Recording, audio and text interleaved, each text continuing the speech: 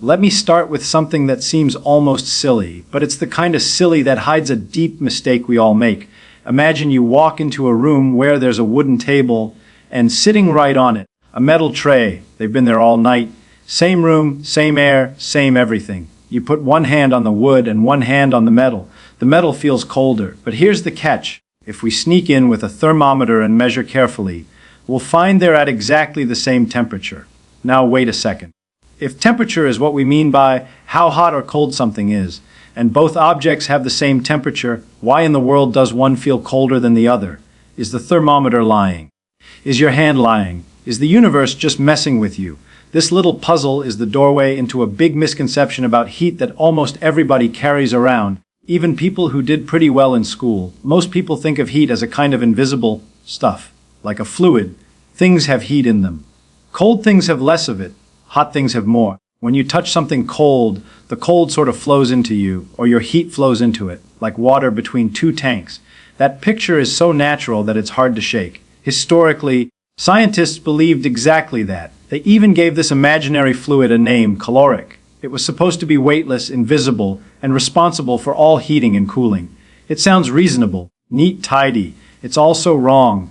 And the metal tray on the table is already trying to tell you why. When you touch the metal, energy rushes out of your hand faster than when you touch the wood. Your nerves don't have a little thermometer in them measuring temperature directly. They're more like tattletales reporting how fast energy is leaving or entering your skin. Fast loss of energy. Whoa, that's cold, slow loss. Not so bad. So the metal isn't colder in temperature. It's just better at stealing energy from your hand. Already the idea of heat as a stuff starts to wobble. Because if heat were really a substance contained in objects, then two objects at the same temperature should contain the same heatness, at least in some useful sense. But they don't behave the same way at all when you touch them. Something else is going on. Let's push this further. Suppose I rub my hands together vigorously. After a few seconds, they feel warm. I didn't pour any hot liquid on them. I didn't set them near a fire. I just moved them. Where did that warmth come from? If heat were a material fluid, did I squeeze it out of my muscles like juice from an orange? Did it leak in from the air because my hands were moving? That doesn't make much sense. What's really happening is that motion, organized motion, the big scale motion of my hands sliding past each other, is being scrambled into tiny, jiggly, disorganized motion of the molecules in my skin. That microscopic jiggling is what we actually mean by higher temperature. So heat isn't a thing you have. It's a process. It's energy in transit, energy being transferred because of a temperature difference. That's a subtle shift, but it changes everything. Temperature is a measure of how wildly the atoms and molecules in something are jiggling around on average. Heat is what we call the energy that flows from one place to another when there's a difference in that jiggling. One is a state. The other is a transfer. But our language messes us up. We say, this object has a lot of heat. That's like saying, this town has a lot of traffic, when what you really mean is that the cars are moving around in complicated ways. Traffic isn't a substance you can store in a warehouse. It's motion and flow. Stop the motion and the traffic disappears, even though all the cars are still there. In the same way, when we say something contains heat, we really mean it has a lot of internal energy, lots of microscopic motion of its atoms and molecules. But heat itself is the name we give to energy while it's on the move from one system to another because of a temperature difference. Here's another little twist to make your brain itch. You take a big bathtub full of warm water and drop in a small, red-hot steel ball. The ball is much hotter than the water. Heat flows from the ball into the water, right? Eventually they reach the same temperature, lukewarm. Now ask yourself which one had more heat. The steel ball started at a much higher temperature, but it was small. The bathtub was cooler, but huge. After they mix, the final temperature is only a little warmer than the original bathwater. That tells you the bathtub had much more total internal energy tied up in molecular motion than the little glowing ball did, even though its temperature was lower. So temperature alone doesn't tell you how much heat something has. A thimble of boiling water and a swimming pool of lukewarm water are at very different temperatures, but the pool contains far more total internal energy. If heat were a substance, we'd expect a simple rule: hotter things have more of it, colder things have less. But reality refuses to cooperate. Instead, what matters is how many particles you have, how they're arranged, how they can move, vibrate, rotate, and all the tiny ways energy can hide in the structure of matter. What we call feeling hot or feeling cold is just our nervous system's crude way of sensing energy flow at the surface of our bodies. It's a survival tool, not a scientific instrument. It tells us more about the direction and rate of energy transfer than about temperature itself. So the big misconception is thinking of heat as a substance stored inside objects, instead of recognizing it as energy being shuffled around, because nature is always trying to even things out. Hotter, more violently jiggling atoms share their energy with cooler, more sluggish ones, and the universe slides, step by step, toward a kind of balance. And once you start seeing heat not as a thing but as a story about motion, about countless invisible particles in ceaseless, chaotic dance, then every warm cup of coffee, every cold window pane in winter, every breeze on your skin becomes a little window into that hidden, restless world. Want to keep going deeper into what that dance really looks like? Good, because this is where it starts to get really fun, and also a little strange in the most delightful way. Let's zoom in. Not with a microscope you can buy, but with the imagination microscope, the one that lets you see things that are far too small for any lens. Take a glass of water sitting on the table. It looks calm, smooth, almost boring. But if you could shrink yourself down to the size of a molecule and dive in, you'd find absolute chaos. Water molecules are not sitting politely in rows. They're zipping around, bumping, spinning, tugging on each other like a crowded dance floor where nobody knows the choreography and everyone had too much coffee. When the water is warm, that dance floor is wild. Molecules are moving faster on average, colliding harder, changing directions constantly. When the water is cold, the dance is slower, more subdued. Still moving, always moving, but with less frenzy. Temperature is just a number we use to describe how energetic that microscopic dance is on average. It doesn't tell you exactly what every molecule is doing. Some are moving faster than average, some slower, but it gives you the overall mood of the party. Now imagine you drop an ice cube into that warm water. At the boundary, where the ice touches the water, there's a dramatic difference in the dance styles. In the ice, the water molecules are locked into a crystal pattern. They're still jiggling, but mostly in place, like people stuck in assigned seats, allowed to wiggle but not roam. In the liquid water, the molecules are free, darting around and crashing into one another. When a fast-moving water molecule in the liquid smacks into the surface of the ice, it can transfer some of its energy to the more constrained molecules in the solid. Little by little, those rigid molecules jiggle harder and harder until they break free from their fixed positions. The ice melts. Notice what we did not say. We didn't say heat flowed into the ice as if some glowing fluid poured across the boundary.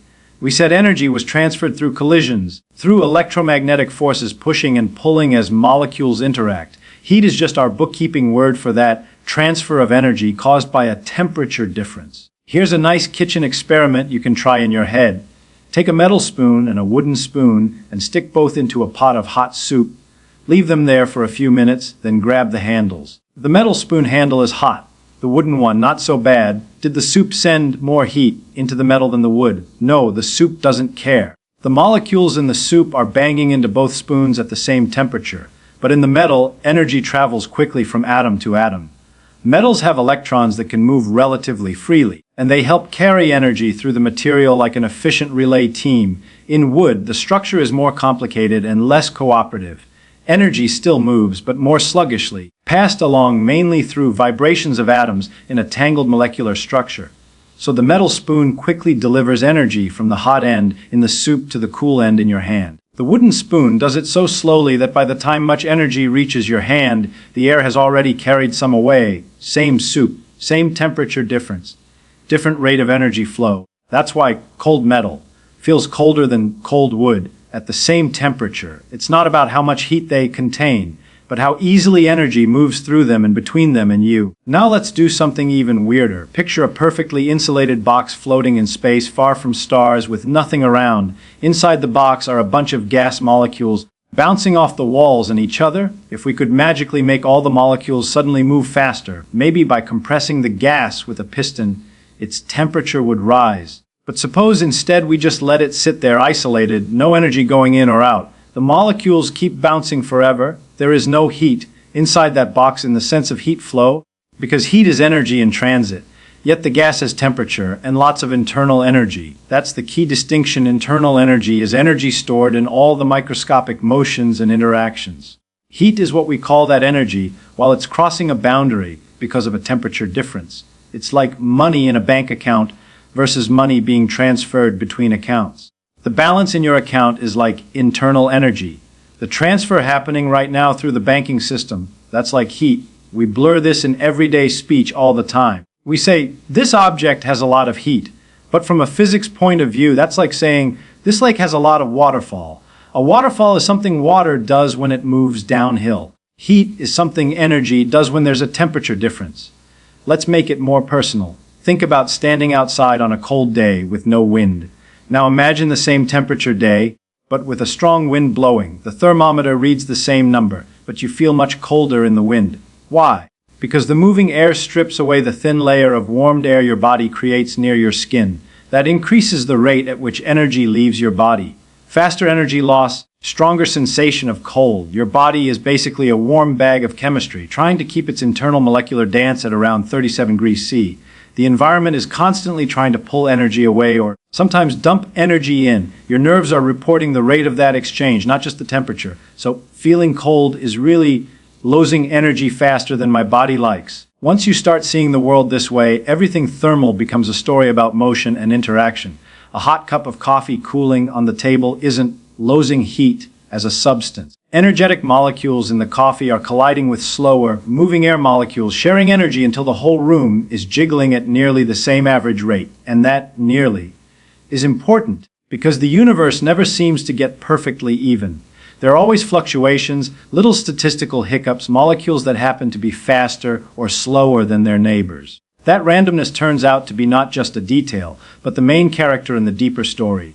Because when you ask why heat always flows from hot to cold, and never the other way around on its own, you run straight into probability, time, and one of the most profound rules in all of physics. And that's where this innocent idea about jiggling molecules suddenly connects to the direction of time itself. Want to see how that happens?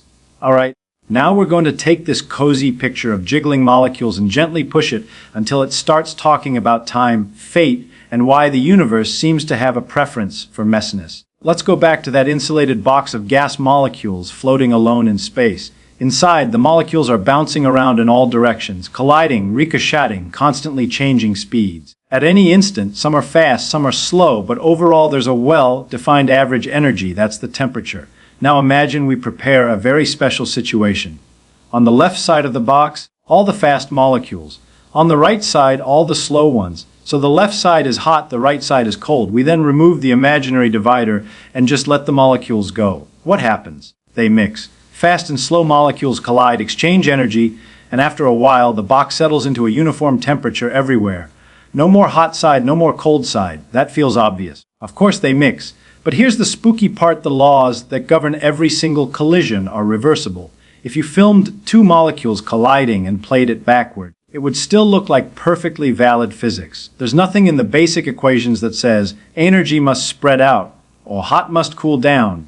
Yet in real life, we never see the reverse. We never see a uniform temperature gas spontaneously separate into a hot half and a cold half all by itself. We never see a lukewarm cup of coffee suddenly get hot while the room cools down. Why? It's not forbidden by the microscopic laws, it's just unbelievably, fantastically, absurdly unlikely. When the gas is separated into hot and cold sides, that's a very special arrangement of molecular motions. There are relatively few ways to arrange the molecules so that most of the fast ones are on one side and most of the slow ones on the other. But when everything is mixed at one uniform temperature, there are astronomically many possible microscopic arrangements that all look the same macroscopically. Same temperature, same pressure, same everything we can measure easily. Nature doesn't prefer disorder in some moral sense. It just overwhelmingly tends to move from less probable arrangements to more probable ones, from special to typical, from unlikely to likely. And that tendency has a name: entropy.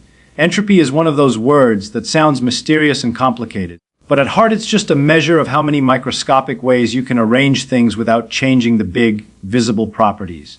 Low entropy, very special, very ordered, very particular arrangements. High entropy, messy, looking from far away, but actually just enormously many microscopic possibilities.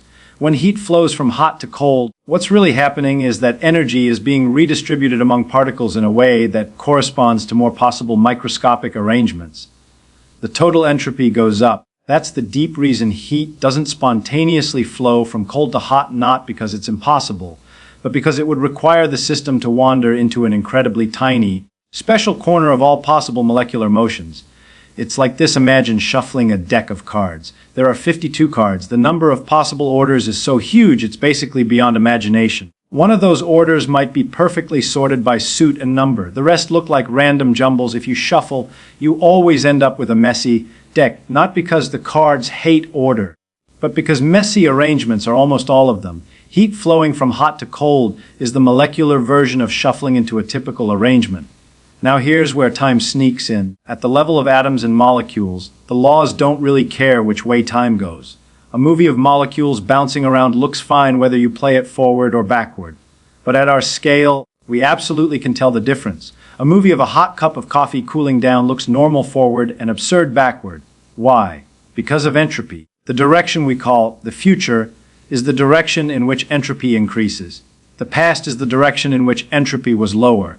When you remember yesterday but not tomorrow, when eggs scramble but don't unscramble, when buildings crumble but don't spontaneously reassemble, that's all tied to the same statistical rule that makes heat flow from hot to cold. So this simple misconception about heat, thinking of it as a substance rather than energy in motion, actually hides a doorway into one of the biggest facts about reality.